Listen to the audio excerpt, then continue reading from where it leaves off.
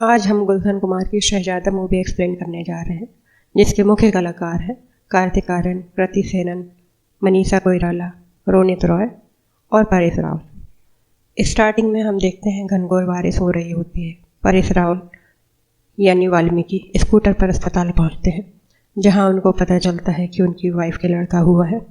उसी अस्पताल में प्राइवेट वार्ड में एक और बच्चे का जन्म होता है, जो कि जिंदल परिवार का है। नर्स बच्चे को डॉक्टर को दिखाती है। डॉक्टर कहता बच्चे को माँ के पास ले जाओ, मैं जिंदल परिवार को इन्फॉर्म करके आता हूँ। जब नर्स बच्चे को माँ के पास ले जाती है, तब बच्चा सांस नहीं लेता और वह बहुत घबरा जाती है। दौड़कर फ़ोन करने जाती है। फ़ोन बूथ पर वाल्मीकि मिल जाते हैं और उसे घबराने का कारण पूछते हैं। नर्स पूरी बात बता देती है और कहती है वह जिंदल परिवार का बेटा है, मुझे बहुत डर लग रहा है। वाल्मीकि कहते हैं कि वो मेरे मालिक हैं, बरसों से उनका नमक खाया है, मेरा बेटा उनको दे दो। पर नर्स कहती है कि ये गलत है। वाल्मीकि कहते हैं नहीं, किसी का भला करना कभी गलत नहीं हो सकता, और अपनी पत्नी के पास से अपना बेटा उठाकर जिंदल परिवार को दे देता है, जो कि मनीषा कोइराला यसु जिंदल है। जैसे ही मरे हुए बच्चे को बाहर लाते हैं, बच्चा रोने लगता है। नर्स काफ़ी खुश हो जाती है कि शुक्र है बच्चा जिंदा है। पर परेश रावल बच्चे को छीन लेता है और कहता है अब ये मेरा है। पर नर्स कहती है कि ये गलत है, धोखा है। परेश रावल कहता है धोखा? मैंने तो इसके पापा के साथ एक साथ कंपनी ज्वाइन की थी, मेरे स्कूटर पर एक साथ जाते थे। पता नहीं उसने जिंदल की बेटी पर क्या जादू चलाया, सीधा असिस्टेंट से जमाई बन गया। मैं रह गया मामूली कर्मचारी। वो एसी में घूम रहा है, मैं खटारा स्कूटर में। ये बच्चा अब मामूली ज़िंदगी जिएगा और मेरा बेटा इसकी जगह राज करेगा। थोड़ी देर में वाल्मीकि और नर्स में झड़प दिखाई जाती है। फिर बच्चे को छीनने के चक्कर में नर्स बालकनी से नीचे गिरकर मर जाती है। अब यसु जिंदल अपने बच्चे को लेकर घर जाती है, वाल्मीकि अपने बच्चे को एक कार में, दूसरा ऑटो में। अगले सीन में दोनों परिवारों में पूजा दिखाई जाती है, नामकरण होता है। जिंदल परिवार के बेटे का नाम राज रखते हैं और वाल्मीकि अपने बेटे का नाम बंटू रखता है। थोड़ी देर बाद जिंदल परिवार में राज के साथ वाल्मीकि को दिखाया जाता है, जो कि राज के रिपोर्ट कार्ड में उसके नंबर बढ़ाता हुआ नजर आता है। यहाँ वाल्मीकि के घर में उसके बेटे बंटू को 98 मार्क्स आने पर भी वो बोलता है कि 2 नंबर कम क्यों आए हैं। अब मूवी सीधा 25 साल आगे चली जाती है। बहुत आलीशान घर दिखाते हैं और वाल्मीकि देखता है उसका बेटा बंटू कार से उतरकर हेलीकॉप्टर में बैठ रहा है और बोलता है कि मैं ही शहजादा हूँ, तुमने मुझे बदल दिया। मैं बनने वाला था राजा, तुमने मुझे गरीब बना दिया। अब तेरे उठने का समय हो गया है, सपना देखना छोड़ो और उठकर चाय बनाओ। और वाल्मीकि का सपना टूट जाता है, पर वह बहुत घबरा जाता है। उसके बाद वह बंटू को बोलता है दादी ने अचार भेजा है, स्टेशन पर ले आओ। फिर बंटू माँ की फ़ोटो देखकर बोलता है मुझे इस खड़ूस के साथ अकेले क्यों छोड़ गई माँ। मूवी में दिखाते हैं कि वाल्मीकि के ऊपर काफ़ी कर्जा है। वो कर्जदारों से बचने के लिए बंटू से झूठ बुलवाता है, पर बंटू झूठ नहीं बोलता, सच बता देता है। अगले सीन में दिखाते हैं कि 7 साल बाद राज अमेरिका से वापस आ रहा है। हीरो या बंटू को पहली बार जिंदल के बंगले के गेट पर दिखाते हैं। वो वाल्मीकि से कहता है आप मुझे अंदर क्यों नहीं आने देते। इसके बाद राज की गाड़ी आ जाती है और सभी की कुछ बातचीत दिखाई जाती है। अगला सीन बंटू की बहन के साथ स्टार्ट होता है। वो भाई से कहती है इस बार नौकरी लेकर आना भाई। और बंटू रिक्शे में बैठा ही होता है कि उसकी बहन को कुछ गुंडे परेशान करने लगते हैं और उसका दुपट्टा छीन कर ले जाते हैं। इसी बीच वह रिक्शे से उतरकर उसको बचाता है और थोड़ी देर बाद उनकी खूब धुनाई करता है। अगले सीन में बंटू की मुलाकात कृति सेनन यानी समारा से होती है। लिफ्ट में दोनों साथ साथ जाते हैं, जो कि एक लॉयर है और बंटू उसी की कंपनी में इंटरव्यू देने जा रहा है, जो उसकी फ़ाइल देखने के बाद ही रिजेक्ट कर देती है। पर वह बोलता है कि बिना मेरिट देकर रिजेक्ट कर दिया। फिर वह एक केस देकर बोलती है तुम्हारे पास 5 मिनट हैं। कुछ देर बाद वो डाइवोर्स केस को सॉल्व कर देता है। फिर भी समारा उसको अपने ऑफिस में नहीं रखती।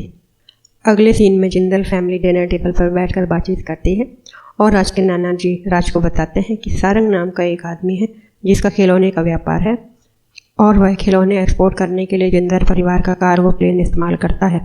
एक बार उनके यहाँ रेड पड़ गई और सारंग का धंधा सामने आ गया, जिससे जिंदल फैमिली ने उनकी कंपनी पर वैन लगा दिया। अब वो वैन हटाना चाहते हैं और मिलने के लिए ऑफिस में आ रहे हैं, तो राज को वहाँ जाकर उनके साथ काम करने के लिए मना करना है। पर राज बहुत ही सीधा साधा सरल दुनियादारी से दूर अलग लड़का है। वो ऑफिस में जाकर सारंग को मना नहीं कर पाता। पास ही एक कॉफ़ी हाउस में उसके पिता उसके सपोर्ट के लिए बैठे होते हैं। वहाँ पर रणदीप को समारा और बंटू मिलते हैं, जिनको देखकर उसको बहुत अच्छा लगता है क्योंकि वो सही का साथ देते हैं और गलत बात बर्दाश्त नहीं करते। वहीं पर समारा के साथ कुछ गुंडे केस ना लेने के कारण बदतमीजी करते हैं, जिसको सुनकर बंटू उसकी अच्छी तरह से धुनाई करता है। इसी सब को देखकर समारा उसे अपने साथ काम पर रख लेती है, सच्चाई और ईमानदारी पर फिदा हो जाती है। और मूवी में आगे दिखाया गया कि बंटू के पापा उसको प्यार नहीं करते, हमेशा कोसते रहते हैं, कुछ भी मांगे तो पुराना ही देते हैं, जिसके कारण वो सपने भी नहीं देखता। उसे डर लगता है कि सपने भी सेकंड हैंड होंगे। ये सब बंटू समारा को बताता है और फिर वही हिंदी मूवी जैसा सपने में गाना। इसी तरह स्टोरी आगे बढ़ती रहती है। अगला सीन अस्पताल से शुरू होता है। जिस नर्स ने बच्चा बदला था वो मरी नहीं है, कोमा में है। और परेश रावल यानी वाल्मीकि उससे मिलने जाते हैं और उसमें थोड़ा इम्प्रूवमेंट होने पर देखकर डर जाते हैं। आगे हम देखते हैं कि समारा के पिताजी राज के घर जाते हैं। समारा को पता नहीं होता कि वो शादी के सिलसिले में आए हैं। फिर वह पूरी तरह से कोशिश करती है कि राज उसे नापसंद कर दे, पर राज मान जाता है। फिर वह ये सारी बातें बंटू को बताती है और ये भी बताती है कि वह उससे प्यार करने लगी है।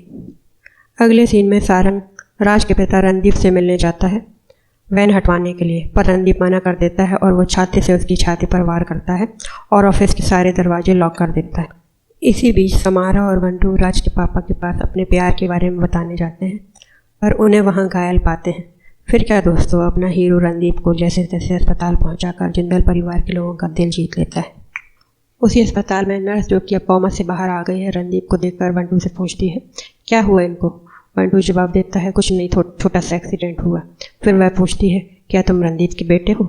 वाल्मीकि की ओर इशारा करके बंटू बताता है कि नहीं, मेरे बाबा वो है। इसके बाद नर्स पूरी कहानी उसको सुना देती है, जिससे बंटू को पता चल जाता है कि वह रणदीप का बेटा है। कुछ समय बाद नर्स की डेथ हो जाती है और वाल्मीकि बहुत खुश हो जाता है कि अब राज ही रहेगा। कुछ देर बाद बंटू वाल्मीकि को बताता है कि मैं सब जान गया हूँ और वाल्मीकि से पूछता है कि मैंने तुम्हारा क्या बिगाड़ा, मुझे इतना परेशान क्यों करते हो। और अब मुझे पता चल गया है तो अब आज से तुम्हारा शासन खत्म, अब मैं फ्री हो गया, और घूमने लगता है। अगले सीन में जिंदल परिवार में राज के नाना जी को दिखाते हैं। वो बंटू से मिलकर थैंक यू बोलना चाहते हैं। फिर अस्पताल का सीन दिखाते हैं कि राज के 2 मामा रहते हैं जो अपने ही पिता को चूना लगाते रहते हैं। आगे हम देखते हैं कि बंटू जिंदल परिवार में पहुंच जाता है क्योंकि वह डॉक्टर का बच्चा झूठ मूठ का किडनैप कर लेता है ताकि डॉक्टर उनसे बोले कि बंटू को घर बुला ले। फिर राज के नाना उसे 50,000 में अपने साथ रख लेते हैं और बड़ी कहकर बुलाते हैं। थोड़ी देर बाद दिखाते हैं कि वो बहुत खुश होता है, इधर उधर कूदता है और इस तरह से पूरे परिवार के बारे में जानने का प्रयास करता है। कुछ समय रहने के बाद बंटू नाना जी से पूछता है कि आप इतने सारे लोग हैं पर आप लोगों में एकता बिल्कुल नहीं है। अगले सीन में हम बंटू की असली माँ को देखते हैं जो परेशान और उदास रहती है, जिसको देखकर बंटू को लगता है कि ऐसा क्या है जो ये ऐसे रहती है। फिर वह नाना जी से पूछता है तो नाना जी उनके बारे में सब कुछ बता देते हैं। आगे नाना जी बंटू को सारंग की बातें बताते हैं, जिसके लिए वो मॉरिशस जाते हैं और सारंग के लोगों का गेम बजाते हैं। फिर जिंदल परिवार में राज के 2 मामा हैं जो अपने ही पिता को चूना लगाते रहते हैं। बंटू के कारण उनके भी कारनामे सामने आ जाते हैं। पुलिस यानी राजपाल यादव आते हैं और बंटू उनसे मुलाकात करके गोल मोल बातें करके उनको वापस भेज देता है, जो कि रणदीप की सिक्योरिटी के लिए आई थी। अब बंटू, राज और समारा साथ में घूमने जाते हैं। इसी बीच समारा बंटू को किस कर लेती है। राज को बहुत अजीब लगता है, उसको लगता है कि समारा मुझसे प्यार करती है, पर ये देखकर वो थोड़ा सा अचंभित होता है। अगला सीन एक रेस्टोरेंट से कॉफ़ी हाउस से दिखाते हैं। बंटू बोलता है मैंने तुम्हारे सामने तुम्हारी गर्लफ्रेंड को किस किया, तुम्हें बुरा नहीं लगा। वास्तव में बंटू अब इस घर में आ गया है तो वो सारी चीज़ें ठीक करना चाहता है। जैसे राज का नेचर, वो बहुत सीधा साधा है, चोरों की पोल, रणदीप और यीशु का रिश्ता, सारी चीज़ें ठीक करना चाहता है और वो आखिर में इसमें सफल भी हो जाता है। और बंटू राज को बहुत सारी बातें बताकर घर वालों से बात करने को बोलता है। फिर वह अपने परिवार को ढेर सारी बातें बताकर कहता है आप लोगों ने लाड़ प्यार से मुझे पाला, डिपेंडेंट बना दिया, अब मैं अपने फैसले खुद करूँगा।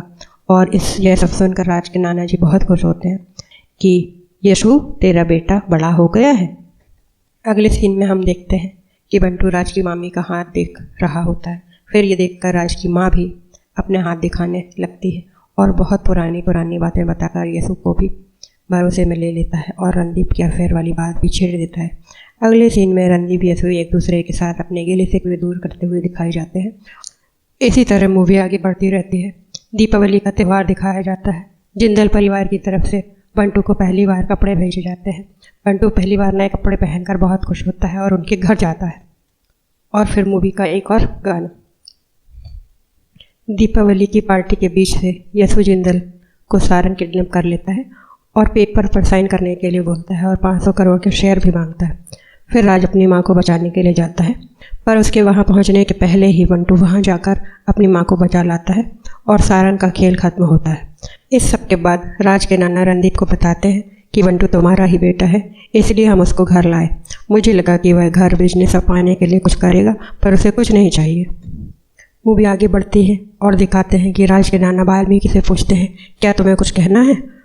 पर वाल्मीकि कुछ नहीं बोलता। आखिर में वो बताते हैं कि मुझे सब पता है, मैंने नर्स की और बंटू की पूरी बात सुन ली थी जब वो हॉस्पिटल में नर्स बंटू को बता रही थी। बंटू से राज के नाना, जो कि बंटू के भी नाना है, पूछते हैं कि तुम्हें घर गाड़ी बंगला नहीं चाहिए था, फिर तुम इस घर में क्यों आए? इस पर वह जवाब देता है कि ये ज़रूरी नहीं है कि हमेशा माँ बाप ही बच्चों को खुश देखें, कभी कभी बच्चों को भी लगता है कि अपने माँ बाप को खुश देखें। मुझे पता चला कि आप सब मुश्किल में हैं, माँ उदास है। ये सब सुनकर मैं चला आया। अब मेरा काम खत्म हो गया है और मैं जा रहा हूँ। मूवी के अंत में दिखाते हैं कि यशु को नहीं बताया जाता कि बंटू उसका बेटा है। बंटू नहीं चाहता कि फिर एक बार माँ बेटे से अलग हो। इसी के साथ मूवी का अंत होता है। अंत में बंटू अपने पिता को नया स्कूटर गिफ्ट देता है और हंसी मजाक के साथ मूवी का एंड होता है। दोस्तों, मूवी पसंद आई हो तो लाइक, सब्सक्राइब, शेयर करें। Thank you for watching. Story बिल्कुल सिंपल सरल है, दिमाग का दही नहीं होगा। कई मूवी तो एंटरटेन की जगह स्ट्रेस क्रिएट कर देती है। हल्की फुल्की कॉमेडी के साथ मूवी मज़ेदार है।